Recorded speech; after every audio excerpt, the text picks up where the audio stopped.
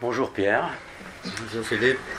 Je suis très content de pouvoir parler avec toi ce soir sur un sujet qui me tient à cœur parce que je crois qu'il concerne de nombreuses personnes. C'est la relation qu'il y a entre l'homme et les plantes, mais surtout l'évolution de cette relation au cours de plusieurs générations. Nous sommes une génération à peu près identique, nous avons eu des enfants et nous connaissons la génération qui est un petit peu avant nous, nos parents, grands-parents. Et je crois que grâce à ton expérience, grâce à ce que tu as vu, parce que je sais que tu as beaucoup voyagé dans ton pays et dans d'autres pays, tu es aussi quelqu'un qui connaît très bien les plantes sauvages du Sénégal, qui les utilise. Tu as connu beaucoup de personnes et tu connais beaucoup de personnes qui emploient ces plantes. Donc ton regard par rapport à tout cela me semblait très intéressant et j'aurais voulu un petit peu qu'on puisse en parler. La première question que j'aurais voulu te poser, c'est est-ce que les gens de l'époque de tes parents, voire de tes grands-parents, avaient une relation qui était différente de celle que nous avons maintenant avec les plantes? Bon, je vous remercie Philippe de m'avoir donné l'opportunité de parler des plantes en tant qu'Africain. C'est presque notre histoire. Oui. Nous avons toujours utilisé les plantes dans le temps, dans le passé. Nous avons trouvé des ancêtres qui, à partir de certaines connaissances locales, orales, transmettaient même cette connaissance. De sorte que les plantes ont été toujours utilisées dans notre milieu africain. Beaucoup des plantes médicinales comme des plantes qui sont réservées pour la nourriture. Donc les plantes font partie de notre vie de tous les jours. Vous aviez l'habitude de transmettre ce que vous connaissiez des plantes? Oui, parce que d'habitude, la connaissance se transférait par voie orale. Oui, bien sûr. Donc, au niveau oral, parce qu'on n'écrivait pas, donc tout se faisait oralement. Il arrivait dans certains milieux, et puis la société était organisée en compétences. Et il y a des gens qui s'étaient spécialisés dans la pharmacopée, comme on dit actuellement, qui s'occupaient de l'utilité des plantes. Et cette connaissance se traduisait oralement, de père en fils, de petit-fils en petit-fils, de père en petit-fils. D'accord. Et comme aussi les femmes ont toujours utilisé les plantes pour se soigner, parce que je me rappelle très bien, quand on parlait, nos mamans, on les entendait parler des femmes qui étaient dans le quartier, qui faisaient des accouchements aux femmes et qui utilisaient les plantes. Et quand il y a eu récemment dans notre famille une fille qui avait ces problèmes-là au niveau de la maternité, on était obligé d'aller vers la savane pour essayer de trouver des plantes médicinales pour les amener. Et c'est des plantes qui sont toujours là. D'accord. Donc les premiers soins, et comme tous les soins, étaient faits à base de plantes naturelles. D'accord, entendu.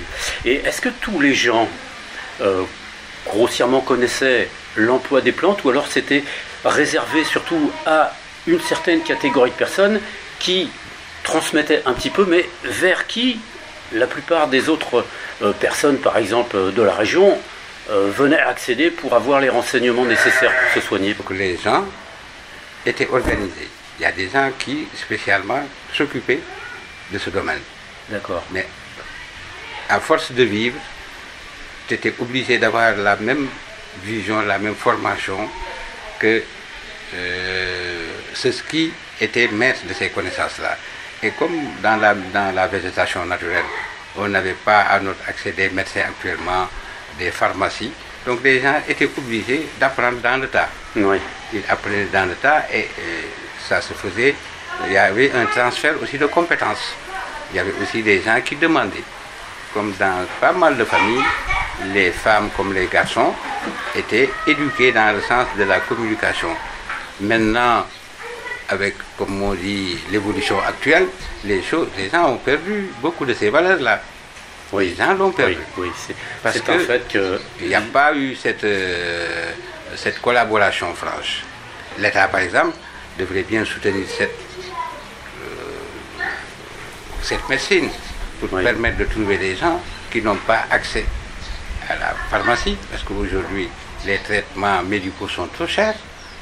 Et aujourd'hui, je sais, moi, des gens qui se sont toujours soignés avec les plantes et qui continuent toujours à le faire. C'est vrai que ce phénomène est important parce que les plantes sont gratuites et sont accessibles à tous, alors que les médicaments ne sont accessibles qu'à ceux qui peuvent les payer, évidemment. Et lorsqu'on côtoie un petit peu les gens du pays, on s'aperçoit qu'il y a beaucoup de gens qui ont très peu de moyens, qui vivent malgré tout, mais à qui la médecine devient presque inaccessible. Bien sûr. Parce que trop cher. Hein.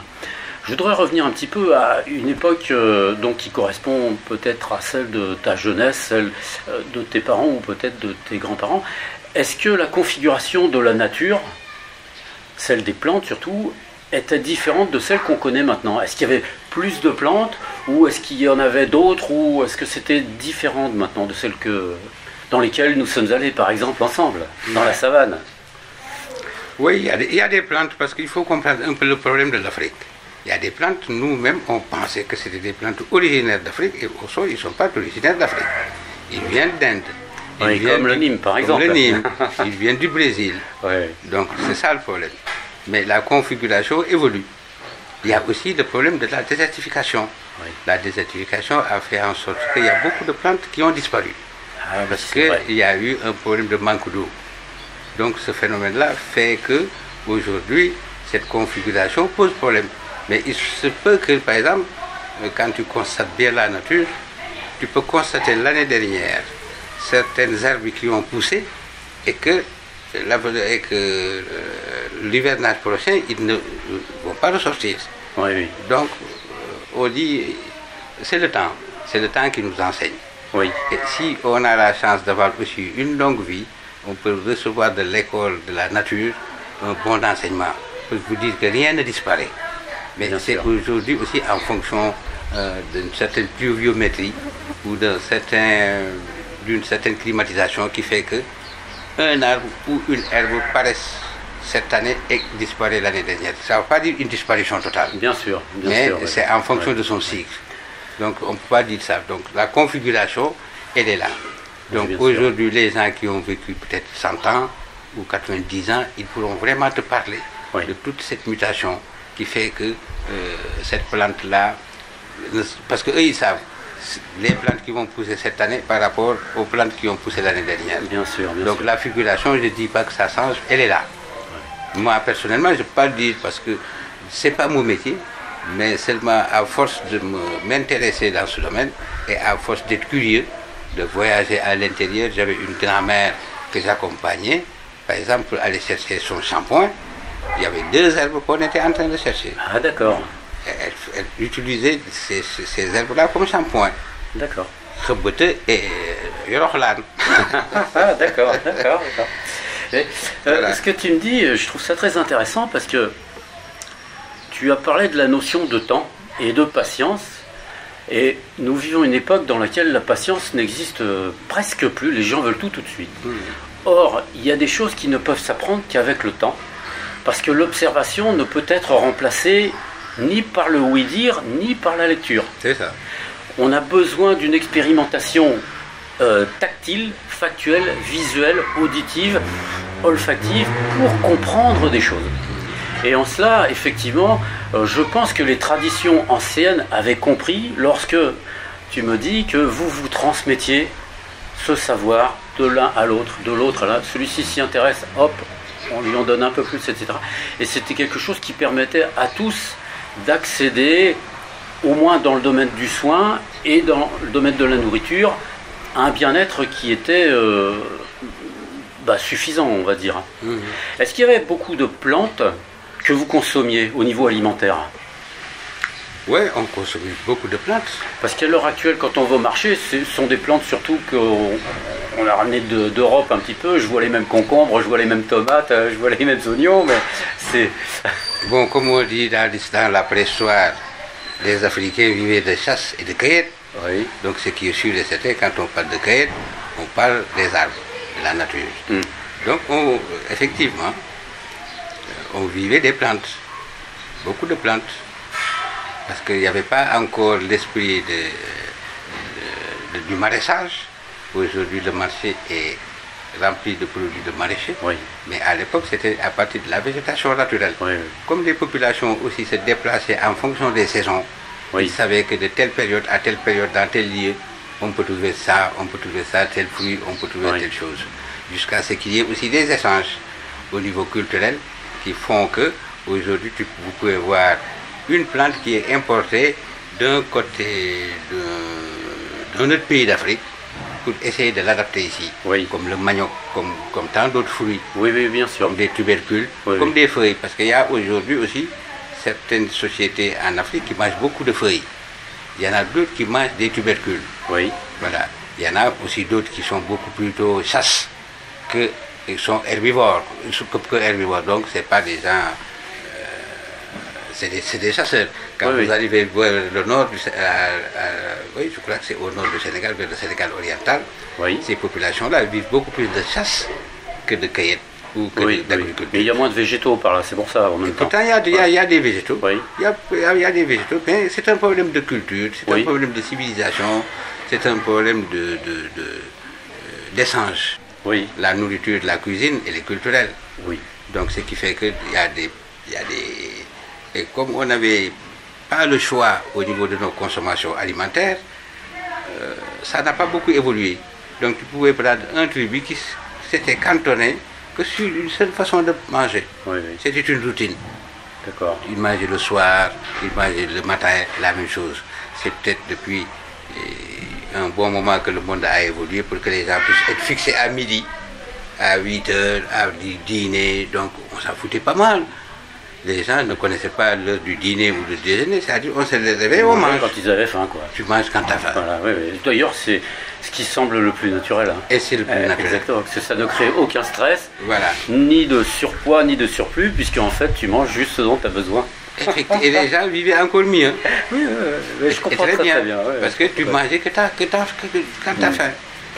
Tu n'étais pas obligé de manger le matin ton petit déjeuner, à midi ton dîner, le soir.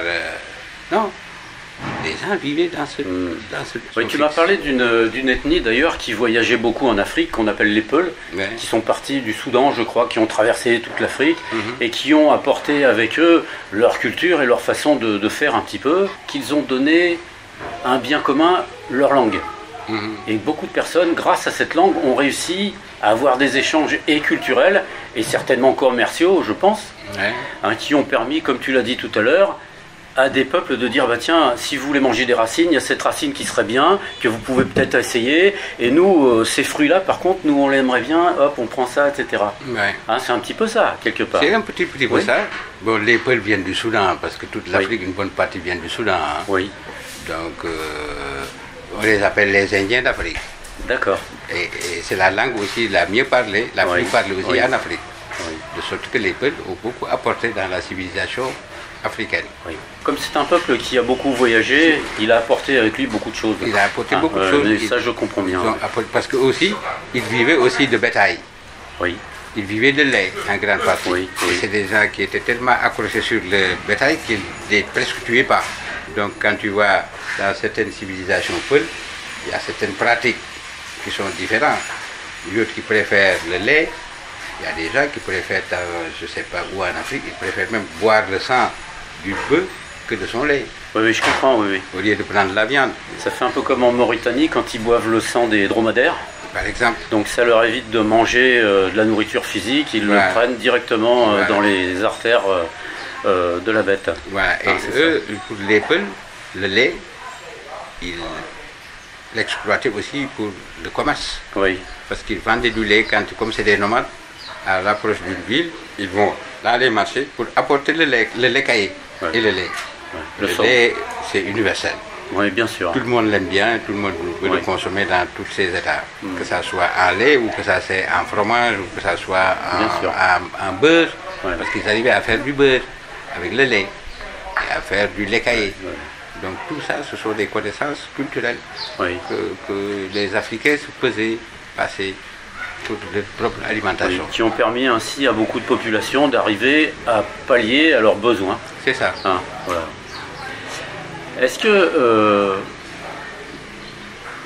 les jeunes de maintenant ont un rapport qui est très différent ou pas trop de ton époque, par exemple.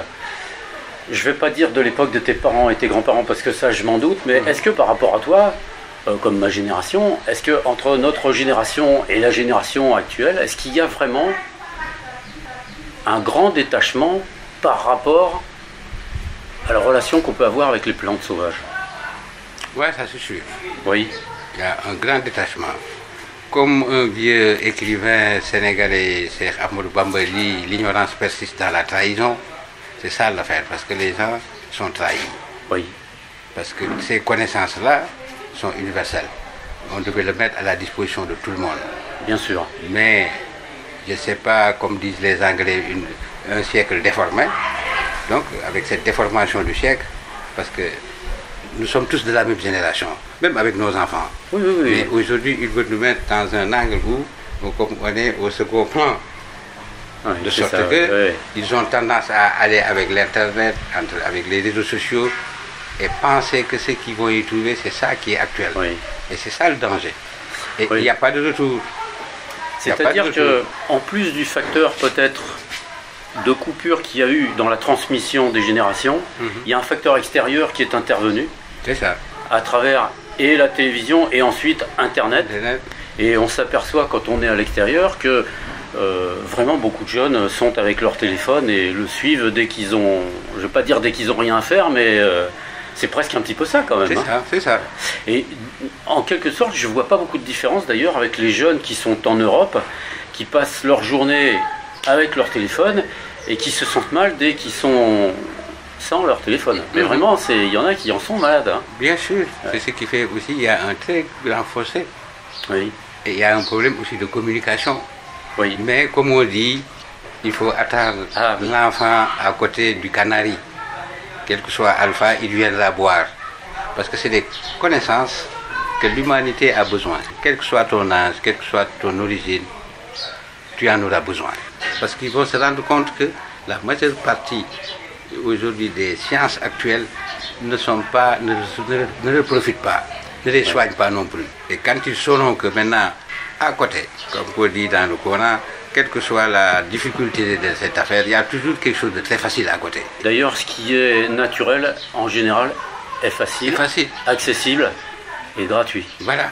Oui. Et aujourd'hui, les jeunes pensent que tout est difficile. Et non, c'est eux qui se rendent la vie difficile. J'ai pu avoir la chance d'avoir à entendre des versions différentes et des générations différentes pour leur donner raison. Que moi, j'avais tort à un moment donné. J'avais les yeux, les oreilles bouchées. Et après que je me suis cogné au mur, alors je me suis rendu compte que les gars, il faut être sérieux. Ailleurs. Il faut retourner il faut retourner écouter et interroger les gens. Tout à l'heure, tu as dit quelque chose que j'ai trouvé très bien, ça revient à ça, c'est que de toute façon, on va toujours à un moment ou un autre à la fontaine d'eau pour se désaltérer. Ça, c'est sûr. Et même si on croit qu'on peut s'en passer, il y a un moment où ça se fait même contre notre désir parce que c'est naturel. C'est naturel. J'ai une question qui me taraude l'esprit depuis un moment. Comment est-ce que se sont passées les 3 années là qui... Bon, je vais pas ni faire une critique ni un jugement de ce qui s'est passé, mais j'aurais aimé savoir comment les gens ont réagi pendant ces 3 années en face des difficultés des difficultés qu'on a connues. Est-ce que les gens se sont rapprochés des plantes? Surtout ici, vous êtes un pays où par tradition vous étiez quand même très, très accroché aux plantes.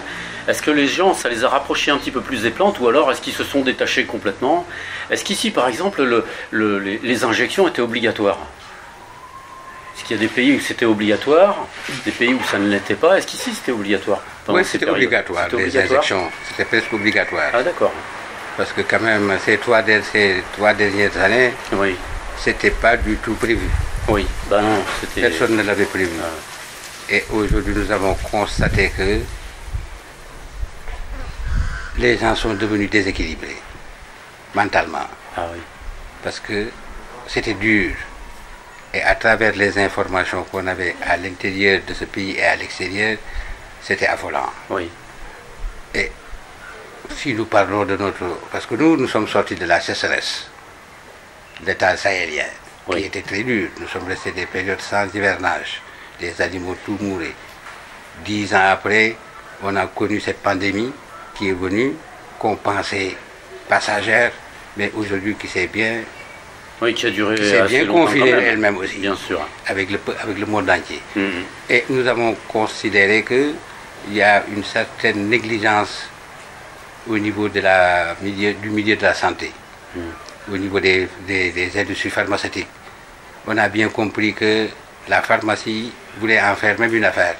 D'accord. Pour pouvoir exploiter un produit peut-être rentable.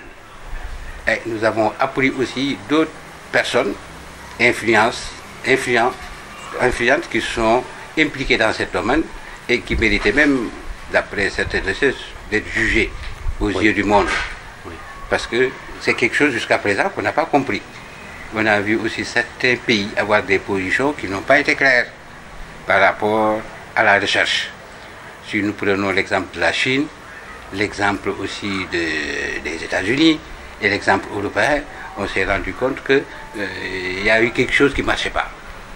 Et on partait dans notre tête jusqu'à dire que c'était un complot.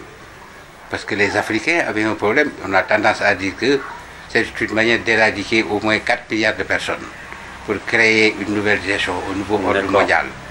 Donc il y a tout ça. Et les vaccins aussi ont été toujours refusés par un bon nombre de la population. Parce que certainement, je ne sais pas quelle mouche les a piqués pour qu'ils puissent comprendre cela. Se méfier toujours de cette science. Parce que, qu'on puisse le dire, moi je connais des personnes qui n'ont jamais voulu être piquées, même pour une antibiotique, qui ne prenaient même pas d'aspirine. Parce qu'ils ont fait, je ne sais pas comment ils se sont rendus compte pour être aussi prudents. Donc, on s'est rendu compte que il fallait trouver d'autres moyens. Alors, pour trouver d'autres moyens, on n'avait besoin que de la pharmacie locale. Donc des plantes. Des plantes. Donc, au niveau même des réseaux sociaux, on comprenait qu'il y avait d'autres Sénégalais et d'autres Africains qui essayaient de proposer d'autres solutions à la place de certains vaccins. Que la pandémie de coronavirus est assimilée à un palu ou à une grippe. Et naturellement, on a des plantes qui soignent les grippes, le palu. Ici, il y en a beaucoup. Le mbantemare, l'artémisia et tant d'autres herbes.